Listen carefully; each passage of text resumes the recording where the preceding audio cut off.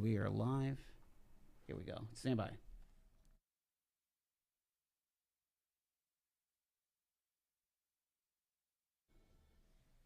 It's Talk Erie on the Joel Natale Show, live from our Kingdom Financial Group studio, also live on Facebook and on YouTube.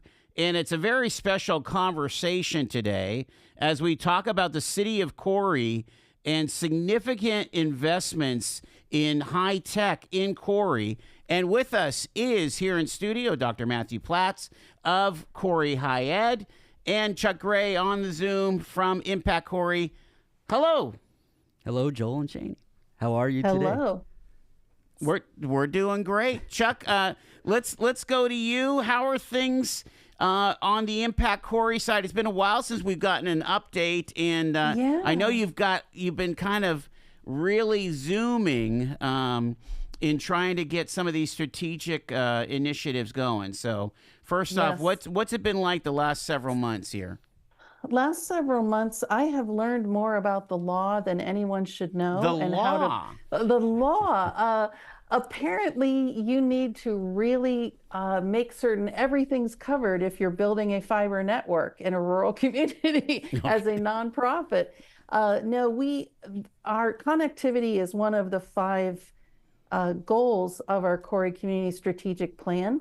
And the first phase of that is universal gig fiber coverage throughout the city of Corry. Actually, the design goes outside the borders of Corry as well, so we're already starting outward. Our next step will be getting coverage throughout the school district, as well as working with Union City to help them advance their high speed over there. The great thing is we've raised $2.9 million. We are in the final phases of our request for proposals being approved by the funders. As soon as we get those thumbs up, that request for proposals goes out. And hopefully 30 days later, we have our choice of providers who will create this new network and put it in place and start providing fiber to our community. We're also working with Michael Baker International. It's right in their name. They're an amazingly large and professional company. They are working as project managers for the complete project to make certain the network design, the speed of delivery, the speed of network delivery and everything else is handled correctly, and we all come out at the right place at the end, and then we throw a celebration, and maybe it should be virtual. Yeah, that makes a lot of sense. Well, let me get back a little more foundationally. This idea of a universal gigabyte connection for all of Corry, that would make the Corry region have the fastest internet in Erie County and maybe in all of Northwest PA, correct? Erie has areas of fiber. I know that VNet's been putting in, but we would be the rural. But can you get a gig? Of choice. Can you get a gig in Erie? I haven't checked, but our maybe delivery, you can, our delivery has to be our system design is such that a gig has to be able to be delivered to each place, plus some of the fiber remaining dark for future growth. Or I'm sorry, but as things advance, broadband needs are only going to get faster. You know, the gaming will be faster, right. The creative suites will be faster, so you'll need more and more.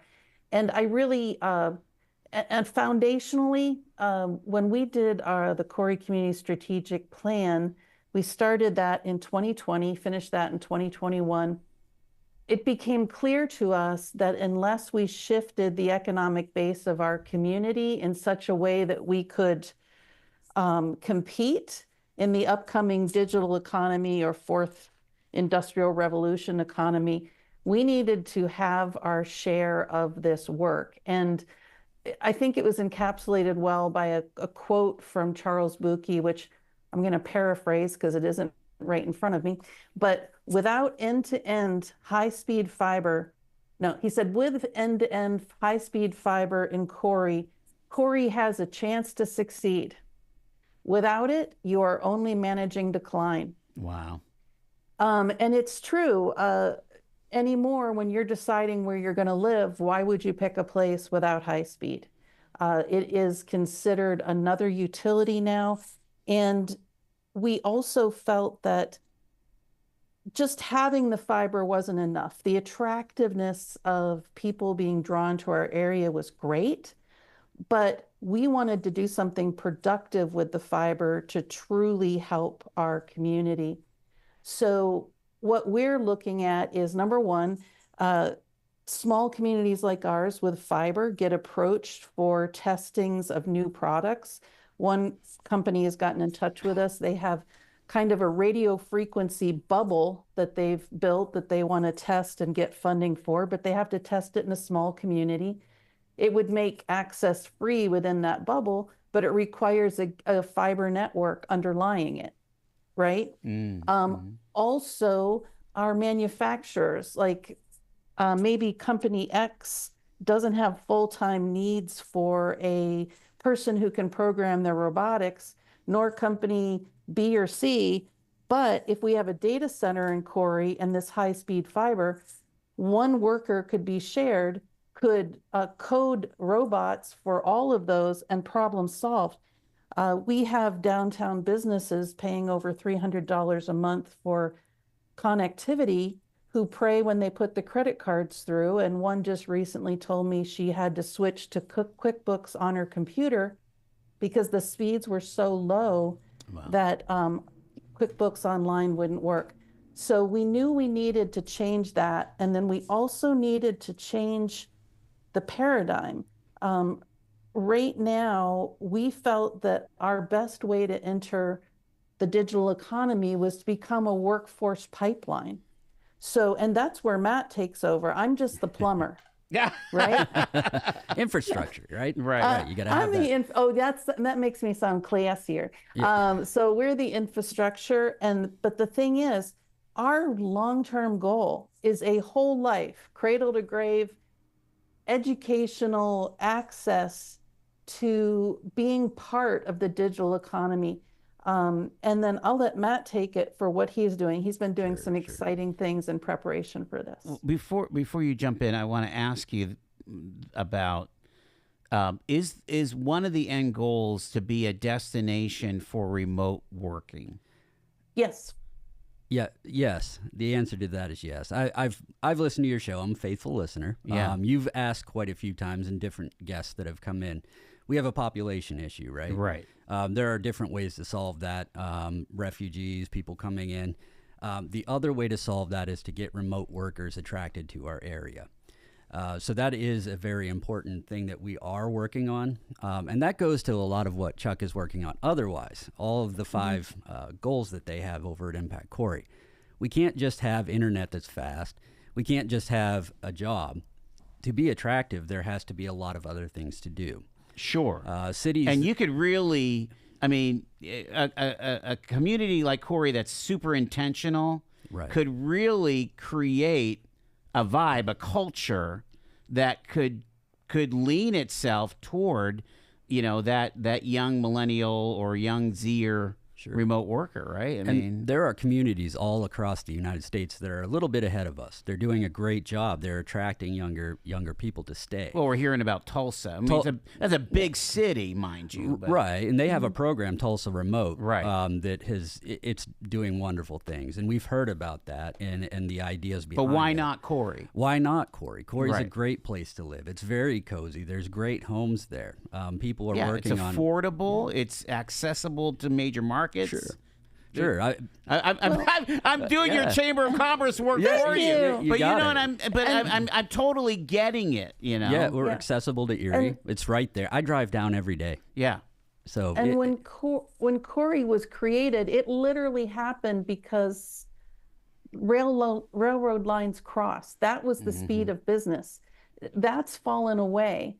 Fiber optics are the new speed of business. So we're again becoming an inland place where all these basically entrepreneurial instincts collide.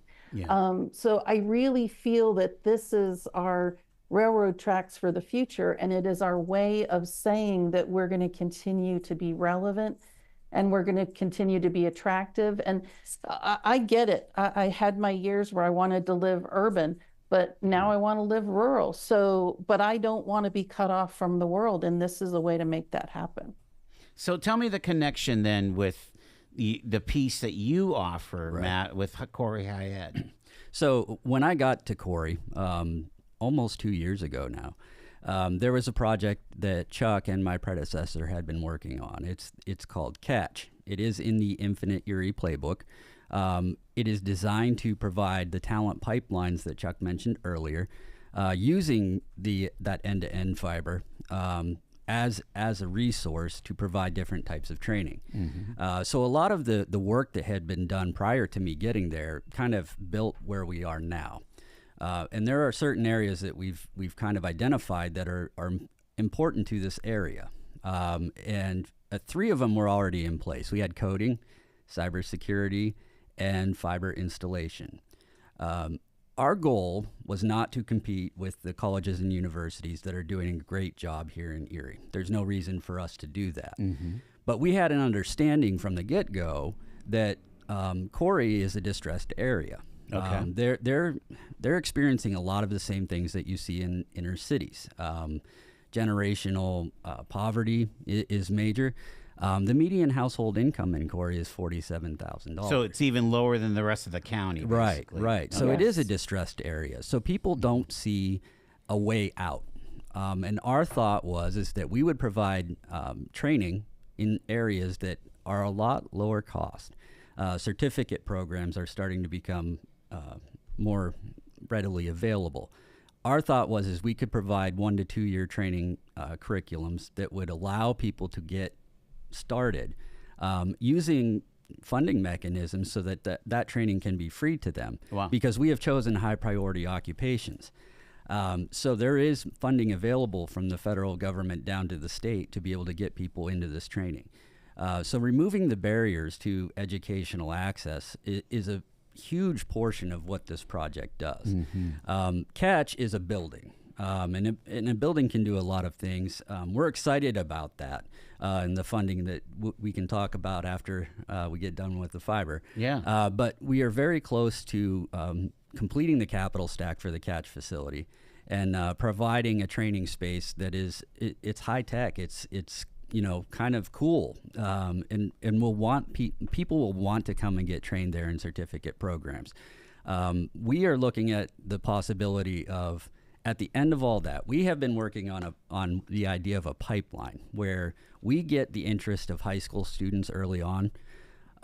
We get them to pay attention to a certain type of career option. We get them the training right in our facility. And then at the end, and this is the thing that colleges haven't been doing, their career services, I think maybe they'll start to get to this point. Yeah. But working with employers who say, if you do this, we have a remote job for you available at the end. And this is something that we are very close on. I know it seems kind of, when I first got there, I thought, Chuck, I don't even know how we're going to get this going. But we are, I saw that look on your face back then. but we are having conversations with people, and it blows my mind, the people who have come to the table. We got invited to Hermitage, down to the Pennsylvania Cybersecurity Center. I feel very blessed to have gotten that invite. The new executive director, Brad Kalasia, called me and said, we'd like you to come down. The White House's cybersecurity director is coming down for a visit. We know what you're working on, and we want to be a partner with you. We got the opportunity to speak to Director Coker directly about what we're working on. They are super excited about it, up to the point where, and I can't say for sure that they're coming, and I would never tell your audience that they are, but they are seriously considering it. If they can fit it into their schedule with everything that's going on, we may get a visit at some point. And those types of remote jobs, it's just, it blows my mind that we've come this far in the short amount of time that I've been there, 2 years. All right, I'm gonna hold you guys off for a second because I got to take a quick break here. It's 4:20. We're hearing about high tech at Corry that incorporates workforce, it incorporates remote work. so much going on down in the extreme southeast corner of Erie County. Stay with us. More ahead on Talk Erie and the Joel Natale Show.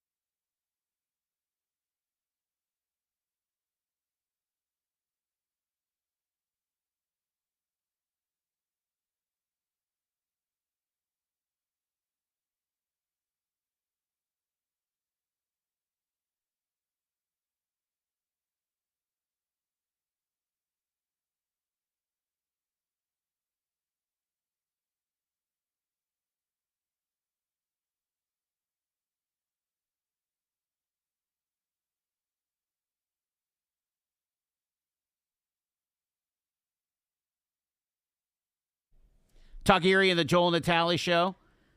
We are talking Corry, folks, and investments with Chuck Gray and Dr. Matt Platz. And all right, I cut you off there, Chuck, so pick it up there. I'm hoping that these alignments we're experiencing where people want to know more about our project, I think they were baked in. We studied everything from Chattanooga, their model of gig fiber, to a one traffic light town that went from abject poverty to people being Apple geniuses. Where is that at? I think I'll send you the New Yorker article. I think it's Kentucky. Okay. It was been a few years since I've read it, but it was a great, compelling story. Up in Vermont, they've been doing this. We studied everything across the nation. Then we also got in touch both locally, regionally, and statewide about priorities. What we've chosen to teach is not by accident. These are identified in the Garner report from the chamber. These are statewide goals. These are high priority occupations. We're serving a need that exists for regional employers. And I like it because since it's a certificate program, number one, kids can go off to college. They could leave this program, and our goal is they step into a 50K or above job a year. Or they could go to college, become the coder could become a systems administrator and go into 120 a year. So the fact that we can switch as the marketplace changes. So if one of our industry partners all of a sudden has a new need for the digital economy, we can tool up curriculum and get that going. And also, I'd love Matt to share too, we have an asset down here that was on the chopping block, our airport. We've done a new community, a business plan, strategic business plan for that. And it's projected to carry its own weight within 7 to 10 years, which is a big ask for an airport, but it's only because of what this training offers. And I'll let Matt talk about that. Go ahead, Matt. Sure. Some people don't know that we have a regional airport in Corry. And Chuck has been working in that space for a long time to get people to recognize that. And we have industries that have remained in Corry simply because that asset stayed put. And we are trying to, again, fill the spaces in education where there are problems. And you have a lot of folks on your show here that talk about pilot shortages. And the reason that we cannot get more flights out of Erie and the things that they're experiencing, up to and including airplane mechanics, which is something else we're looking at. Not quite there with that yet. But now that would be amazing, right? It's to build a facility to teach mechanics. Well, we actually have an educational partner that is starting to work on that. Seriously? Yeah, Wow. and NPRC is starting to work on that. I actually serve on their advisory committee, and it has been brought up at almost every meeting. Seriously? Yeah. So, they try to respond to that as well. The industry needs, what do you need? They're trying to respond and say, we can provide that education. Wow. So I have had discussions with all of the flight school operators in this area. Dave Benson over at Fundamentals, Dave Hines up at in Jamestown. And we're trying to put together this plan that we will introduce the possibility of taking aviation training in your final 2 years of high school. So you can get to the point where you are knocking out a lot of the training hours that are required towards moving towards your private pilot certification. People call it a license. I've learned that it's actually a certification. But we're at the point where we can work with the high schools, and not just the Corry area school district, but other ones to potentially get students in and interested in this field and knock out a lot of their time before they graduate. Again, when we talk, let's say to Dr. Gray at the EC3, we're talking about that traditional community college, are 27, 28, 29 years old. Sure. You're taking a different approach of saying, I got to get to these kids at 16, 15, maybe even 14. It is, and that goes right with Erie. I'm putting all these things together. Erie Together's career pathways. I mean, absolutely. I mean, we have some synergy and an ecosystem going on here. Absolutely. We are not forgetting the people who may want to reskill or upskill from their positions that they've had. That will always still be available to the people that want to come in. If you want to learn cybersecurity and get a certificate in that, and you've been working in manufacturing for the last 10 years, we can still do that. That's not off the table. That almost should be like a requirement of any firm, 5 people or more. Somebody needs to be certified in cybersecurity, or else you're going to lose the store. We say that all the time. The small firms, people don't know this. Talk to Joel Duderman. He'll be a huge advocate of that, right? Like, I'm the executive director of a very small nonprofit. Yeah. You know who at the end of the day is responsible for our cybersecurity and our customers' information? Me. So that is, I hear people should be kind of up to speed on cybersecurity, and we have low-cost options for people to kind of get caught up. So that's one piece. Go ahead. I love the way this is splitting out, and I have to give a shout out to Brian Slaywin, because he brought this to the table early on when we were doing the business plan for the airport. But the school districts, Aircraft Owners and Pilots Association has an established curriculum. They can do theory in the schools. They can do the simulator work at Matt's establishment, and they can do their time in the air at the Corry Airport. And because the need, what is a projected 30-year deficit of pilots, because it's so big, the airlines have waived the 4-year degree. So they could come out of high school with their private certification. They say around here in the weather, it probably takes about 2 years to finish their commercial. We got to go to news. Thank you so much.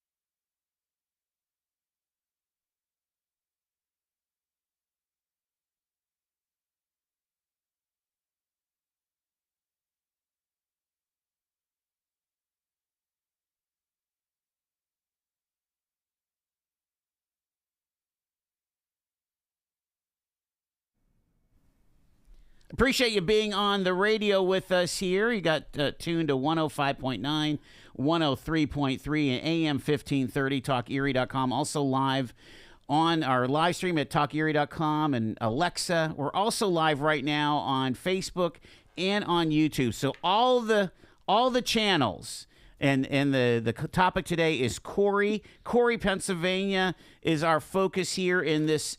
I keep on writing it down. This incredible infrastructure or ecosystem that is coming together to have high tech and train and have this available to be kind of. It's almost like a key to unlock the possibilities. Chuck Gray is with us from Impact Corry. Dr. Matthew oh my gosh. You had it right the first Platz. time. Yeah. Oh my word. You see, if I don't have the paper in front of me, Matt, he's from the Corry High Ed. Chuck, I want to go to you because I think it's important that people understand how this capital stack, because you're making a huge bet. It's how big is the price tag for this catch and for the gigabyte connection here? The gigabyte, the network is 2.9 million. Matt, is the most recent for catch 7.5? 7.5, yes, including some of the fiber project, but closer to 5.5 without it. So how do you put this all together? I mean, I'm especially interested in what kind of public funding and who's your advocate on all this. We started with, believe it or not, NAP tax credit dollars. And we were honored that Erie Insurance gave their first NAP tax credits outside the city of Erie for this project. So what is this again? Oh, I'm sorry. NAP tax credits. It's a neighborhood assistance program through the DCED.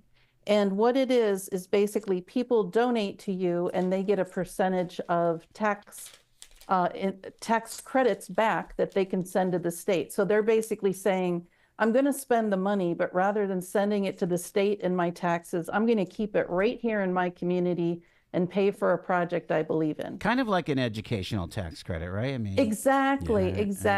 And they've upped them now. The percentages are really conducive for people to invest their tax dollars locally. Kind of sounds like you have your own CRIZ going on down there. I would compare. And you know what? We are too small for a CRIZ. We don't have the population mass or opportunity zone, but this is kind of threading the line between those. It's really helping us. But you've got to get out there. You've got to know the businesses. They've got to believe in what you're doing and have the liquidity and the tax burden to participate. So we were very fortunate that a bunch of local companies gave because this was important.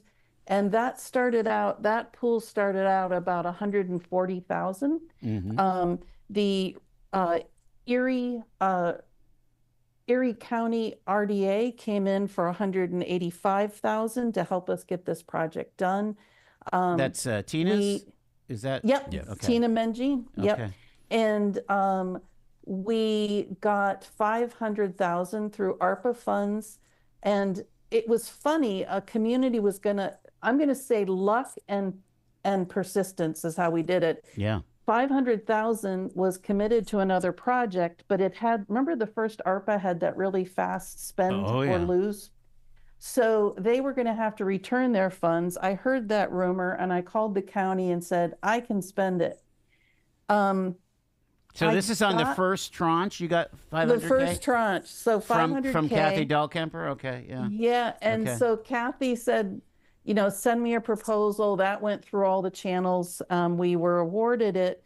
And right after I said that out loud, I found out there was a major, because I had this dream, right? Okay, that's how much I think about this work. I had this dream. I can't put in a fiber network in time, but I could take our fiber network design and buy all the fiber in time, right? So you were buying the physical, the physical stuff. And then I find out that there's to be determined. Yeah, go ahead. A national fiber shortage. Oh, gee. Of course there is. Yeah. So because there's nobody to work at the fiber plant, No, and I am calling anybody who works at Corning, anybody. And then 2 companies came through for us and pulled it together and delivered before the end of December, and we spent that money. So then we have that also as our capital stack. We received $875,000 from Appalachian Regional Commission Power Grant. We received another $250,000 in gap funding from the county. And that would be from Erie County. From the Davis administration, right? 250. That first was awarded under Kathy Dahlkemper. Okay, so there was gap money in the first tranche as well, I guess. That Yes, sounds like. yes. Got it. And then I'm trying to think who am I missing? We had one anonymous donor for $30,000. You know, just checks appear, but essentially. Nice. It has been and you're bearing the lead here, Chuck, a little bit. Oh yeah, I forgot. And on October 25th, there it is. At 11 a.m., we'll have a press conference at the High Ed. Another portion of that funding was appropriations funding, and Representative Kelly went to the mat for us with that. So that's going to be the federal layer, huh? That's another federal layer. So we already have the 875 from ARC. Yeah. This is 500,000, and that's being processed through USDA Reconnect funds. Now this is interesting. USDA, the Department of Agriculture, right? Mm-hmm. Right. Yep. Okay. I didn't know they swam in high tech. Yeah, they have a connectivity project for rural communities. Okay. And then I do have to give a shout out too. This is one of the stumbling blocks for small communities trying to pull off projects like this. A lot of these grants are reimbursement. So believe it or not, Impact Corry doesn't have $1 million sitting in a bank account waiting to be spent on this project and then wait for reimbursement. We applied to ECRA and we've been promised a $300,000 no interest revolving loan that we can, if we need to use it, we can keep the money flowing, keep the project on schedule, and wait for those reimbursements. Kind of like a construction or bridge loan when you're building your house. Exactly. Yeah. Exactly. So that isn't money that is counted in the budget. Right. That's just, that comes in and goes back out. Okay, so you haven't mentioned DCED. Is there a state level here? DCED was the NAP tax credits. Oh, there you go. Yeah. Okay. Mm-hmm. That's how it all started. Yeah. And how much do you think so you got about $140K from that, from the tax credit? Okay. Yep. So county. County was $750. Yeah. Yep. So state, county, feds, city of Corry. They have any cash? Not in this project, no. Okay. They agreed. ARC Power, Appalachian Regional Commission.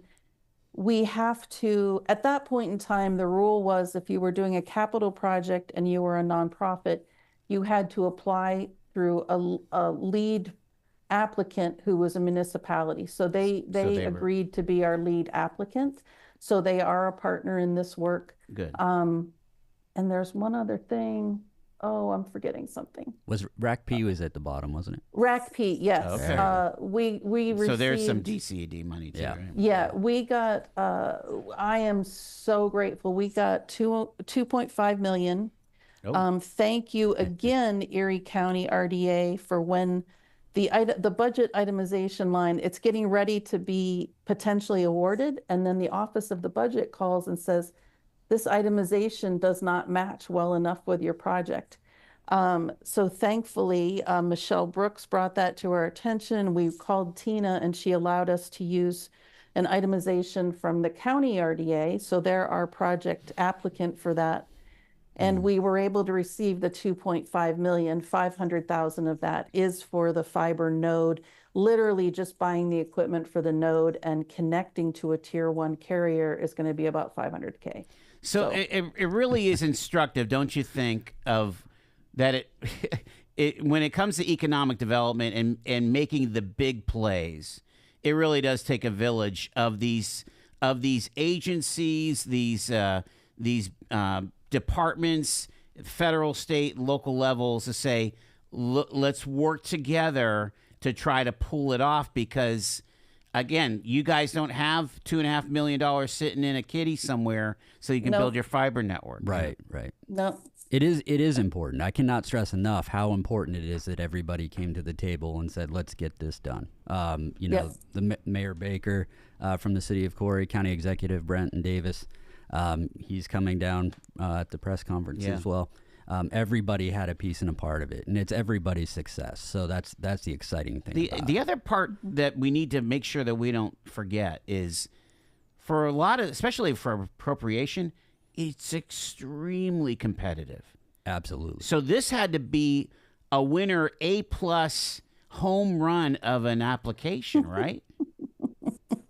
Well, I'll tell you, Appalachian Regional Commission told us one of the reasons we got funded is we're doing something that they haven't seen yet. And they want it to be successful so it can be replicated in other areas throughout the Appalachian region that are struggling with some of the same issues. So a nonprofit literally owning a dark fiber network and leasing it to a provider who's also responsible for installing it is a new model, at least to their funding. And yes, I am a geek, if that's what you're getting at. I'm not at all.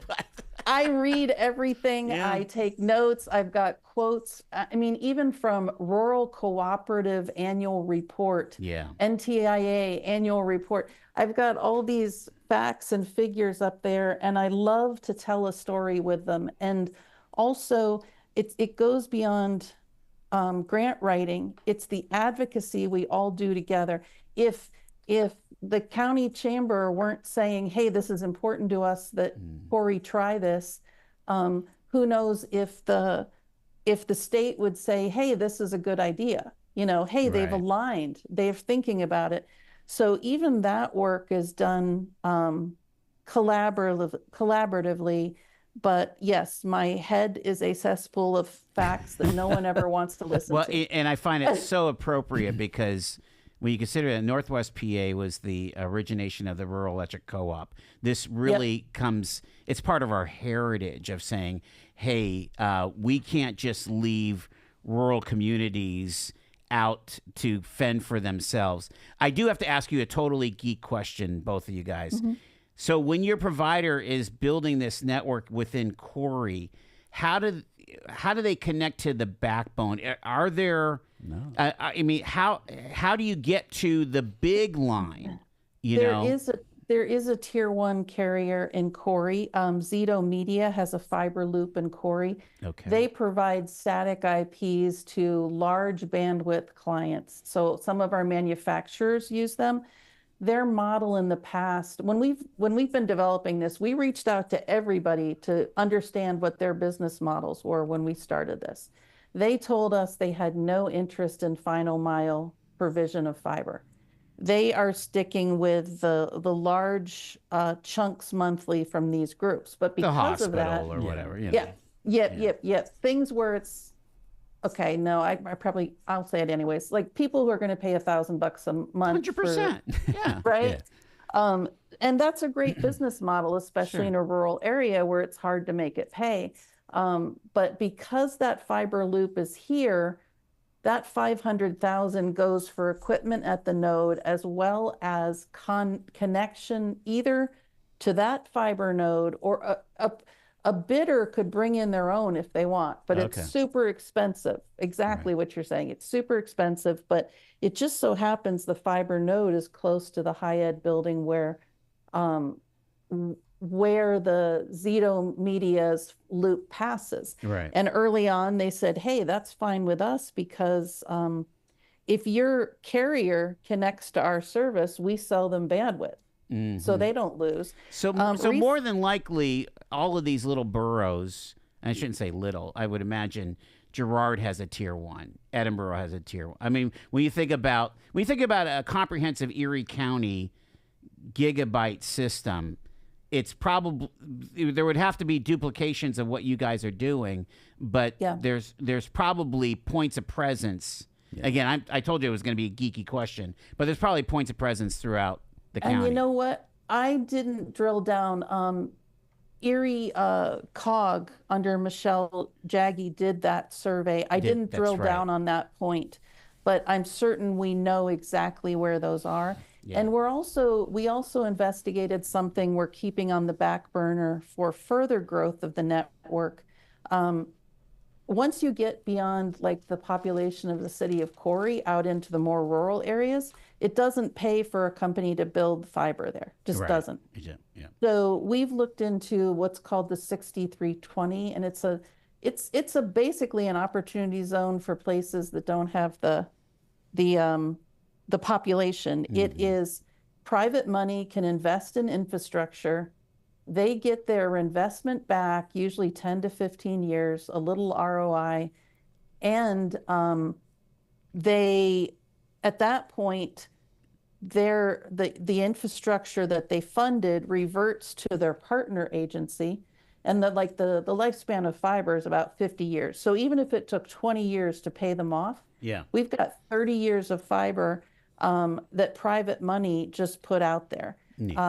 And that's the only way that we can make these numbers work, because and we're hoping our RFP for our system here is such that there's an annual payment that we're hoping to recycle into additional miles of fiber each year. More people served, go to the next. It's going to take some time. I hope not to be in the ground, but we're going to get it done.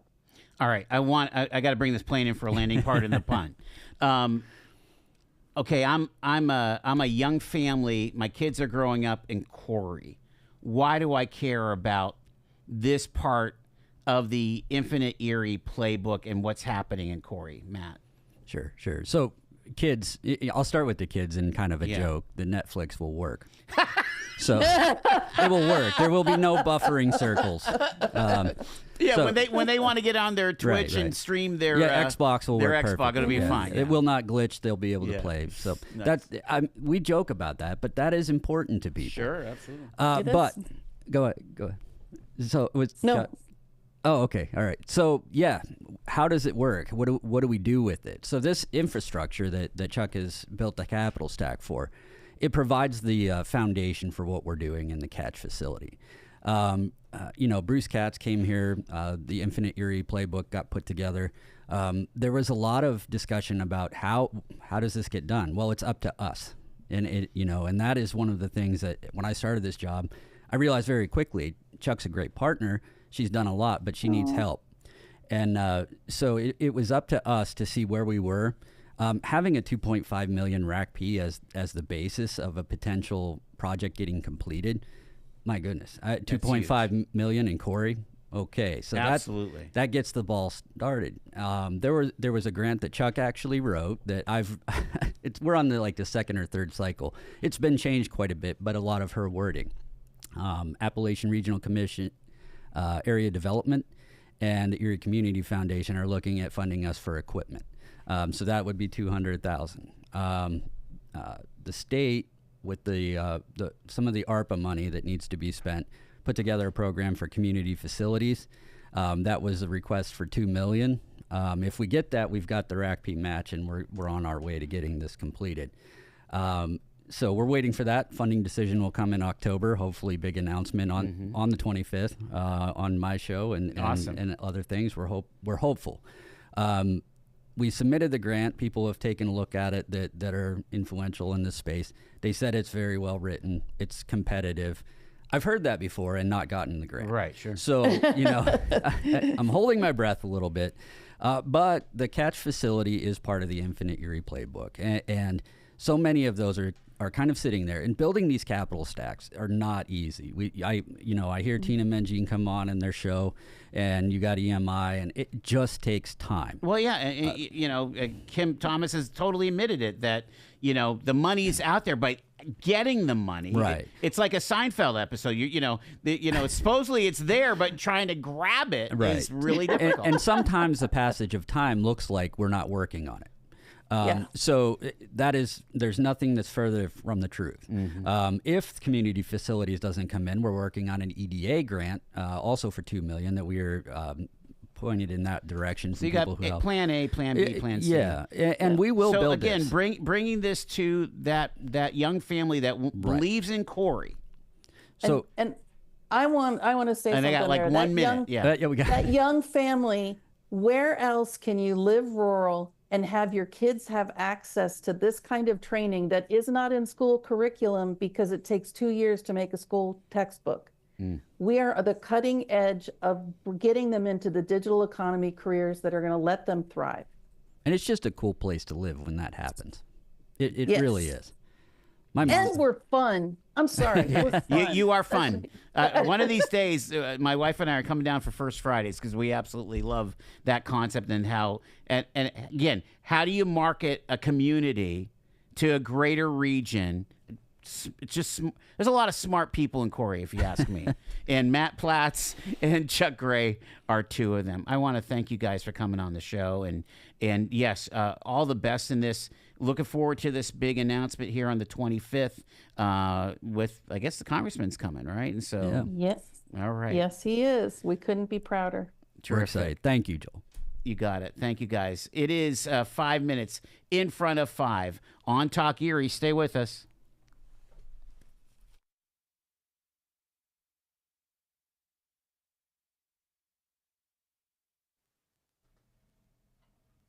All right, Chuck, thank you so much.